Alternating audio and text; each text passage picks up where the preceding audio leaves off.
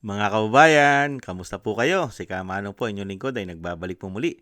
At tayo po magsama-sama magkomentuhan dito po sa Tambayan Makabayan. At sana po nasa maayos po kayong kalagayan. At magumpisa na po tayo. Komentuhan po natin, ito po sila Congressman Leandro Libiste, kasama po sila Tony Guanzon. At dito po, ipinaliwanag po ni Representative Libiste kung ano na po ang kalagayan at katayuan ng ating bansa, lalong-lalo po sa kaperahan, mga kababayan, na hindi po ito tinututukan ng malalaking mainstream media. Diyan ka magtataka. Ang ating bansa ay nalalagay na po sa pagbagsak, pagpunta sa kumunoy, lalong-lalo ating ekonomiya, pero ang mga malalaking mainstream media ay nakatutok lamang sa pagpapabagsak di umano sa mga Duterte at kaalyado nito. Unbelievable. Pakinggan na po natin sila at panuorin at komentuhan po natin, mga kababayan.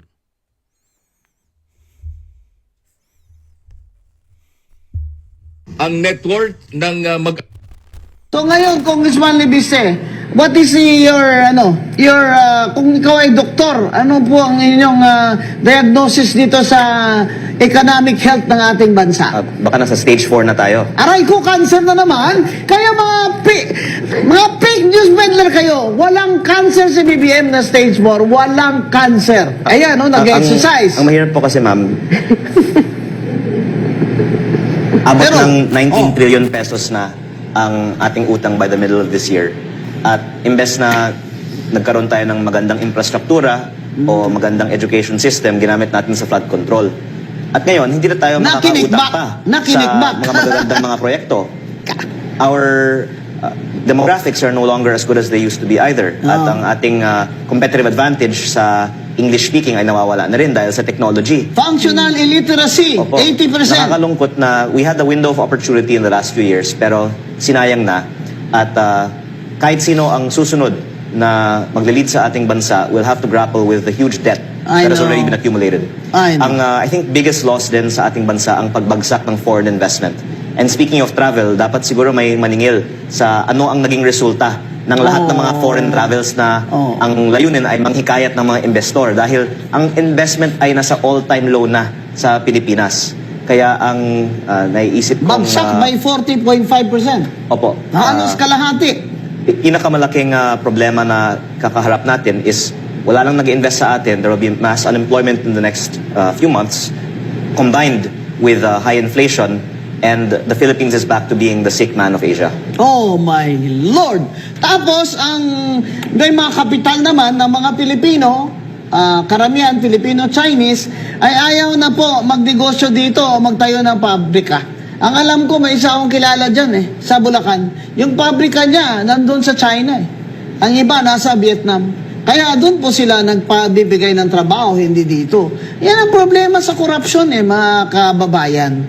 Huwag niyo sabihin hindi issue ang korupsyon sa 2028. Ang pinakamalaking issue sa 2028 ay korupsyon at inflation. Yan, yung taas ng bilihin ngayon. Magkano na ba ngayon, Ma'am Cathy Binag, ang manok? Based sa nakita ko, no, parang 300 plus. Am I 340. right? Mga 340, ganyan. Yes, kasi 340, namamalay. wala na. Huwag na kayong kumain ng manok. Isaw na lang. kumain ako sa Bacolod ng inasal. Isang piraso na lang kasi ang lumiit ng lumiit yung paa Palit ng palit Pero alam mo, kung Lia, no, Grabe, no? Yan po, mga kababayan, na nakakalungkot. Pero hindi po tinututukan po yan ng media. Ang ating bansa ay bumabagsak at palubog na ng palubog. At hindi po ba ang ating bansa pagdating sa korupsyon? Number 3 sa buong Southeast Asia. Pangatlo na po sa most corrupt ang ating bansa. Tapos bagsak. Kaya po yung korupsyon, diyan po babagsak ang isang bansa sa korupsyon. Pero po ang mainstream media na dapat ay tinututukan, ibinabalita, ang ginagawa ng gobyerno ngayon na pagpapalubog sa ating ekonomiya at pagpapahirap sa bansa at sa mga Pilipino sa atin. Hindi po nila binabalita yan. Lagi lang po sila nakatutok sa mga Duterte at kaalyado. Lalong-lalo po ngayon, impeachment, ICC. Pero ang bansa, Napakataas na po na inflation. Wala na pong namumuhunan, nag-aalisan pa. Bagsak ang ekonomiya. Napakataas nga na inflation sinasabi ni Congressman Libiste at ni Atty. Guanzon. Hindi po ba? At yung mga mamumuhunan pa na mga foreign, mga magninegosyo sana at nasaan na. Kaya nga dapat singilin natin, tanungin natin. Tanungin natin, pero ang media hindi tatanungin yan. Yung malaking mainstream media, hindi nila tatanungin si Bonget. Ano na nangyari sa paglibot mo sa buong mundo na gumasto sa mga Pilipino na bilyon-bilyong biyahe mo para makahingkayat na mga investor mamumuhunan sa bansa? Nasaan na? Lagapak. Di po ba? Walang namumuhunan, naglalayasan pa. Ayon kay Atty. Guanzon, nagpupunta ng China, Vietnam, doon sila nagtatayo ng pabrika at sila nakikinabang. Sa atin, walang trabaho. Patuloy na tumataas sa inflation at napakahirap pa ng sitwasyon. Pero hindi naman po yan ipinakikita ng mainstream media, mga kababayan. At hindi po nila ibabalita yan. Dahil nga po sa mali-malitang issue na involved din yata sila, di umano. Nakakalungkot, ano? Dinala lang tayo sa ganitong panunungkulan. Yung sinasabi nga ni Congressman Libiste, yung napakalaking pera na dapat ay dinala sa mga proyekto na makakatulong sa ating ekonomiya, makapagbigay ng mga trabaho, dinala lang nila sa flood control, mga ghost projects, sa maleta lang nila nilagay. Bagsak, bangkarote ang bansa.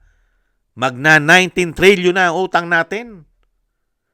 Tuloy-tuloy pa rin sila sa pamumulitika.